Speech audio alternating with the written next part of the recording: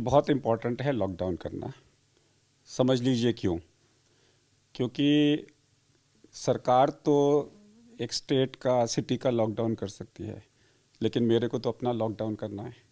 मेरे को अपनी लक्ष्मण रेखा खींचनी है।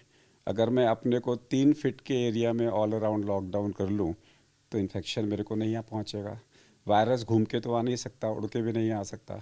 वायरस को तो या तो किसी का सलाइवा चाहिए या फिर कोई आदमी उसको कैरी करेगा सरफेस के साथ में, तभी वायरस आएगा। तो लॉकडाउन का असली मतलब है सेल्फ डिस्टेंसिंग। सोशल डिस्टेंसिंग बाहर है, मैं सेल्फ डिस्टेंसिंग की बात कर रहा हूँ कि मुझे किसी से भी 3 फुट का मार्जिन चाहिए। कैसे? हमारे शास्त्रों में लिखा हुआ था, अतिथि देवो भव। अतिथि घर में आते हैं, पहले जूते उतरवाओ, फिर उनके पैर धुलवाओ, फिर उनके हाथ धुलवाओ, फिर उनका पूरा फेस धुलवाओ, और उसके बाद में घर के अंदर में आने दो। वही आपने करना है। कोई भी आदमी जो आपसे मिलने आ रहा है 3 फीट के लक्ष्मण रेखा के अंदर में, अगर वो खांसी कर रहा है या उसको बुखार है या उसके हाथ गंदे हैं, तो उसको आप एंटरटेन ना करो। ये बहुत इंपॉर्टेंट है। और इसका असर कब आएगा ये देखिए। Symptomatic day is 5th day onwards.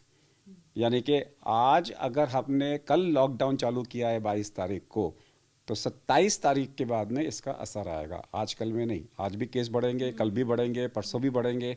इसका असर आएगा 27 तारीख के बाद में। 27, 28, 29 को अगर हमारे केसेस कम हो जाते हैं, then we are happy. Death होती है 14th डे में।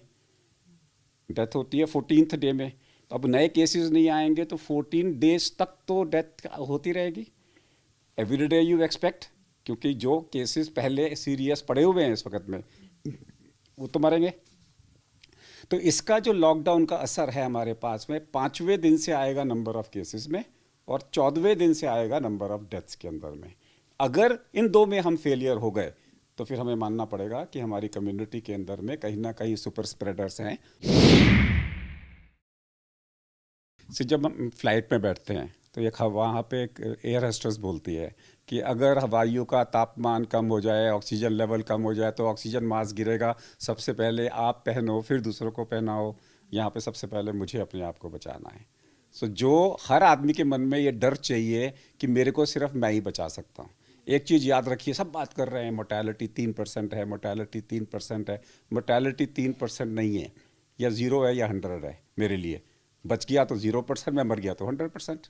मुझे क्या लेना देना कि सोसाइटी के अंदर में 100 में से 3 मर जाएंगे। मुझे तो अपने आप को बचाना है। तो मेरे को तो 0 करनी है ना। मैं आई कांट से कि मैं उस 100 के अंदर में मैं आ जाऊं तो चलेगा। तो मेरे को अपने आप को बचाना है। जिस दिन लोगों के मन में यह आ गया कि मुझे अपने आप को बचाना है, आप इस जंग को जीत गए।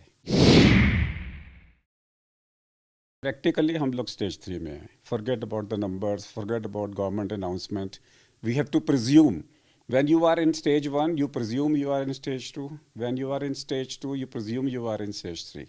The day government says stage 3, we presume that we are in a stage 4. तो इस वक्त में सारी प्रिपेयर्डनेस एंड प्रिकॉशंस stage 3 की ही चल रही हैं और उसी की चलनी चाहिए।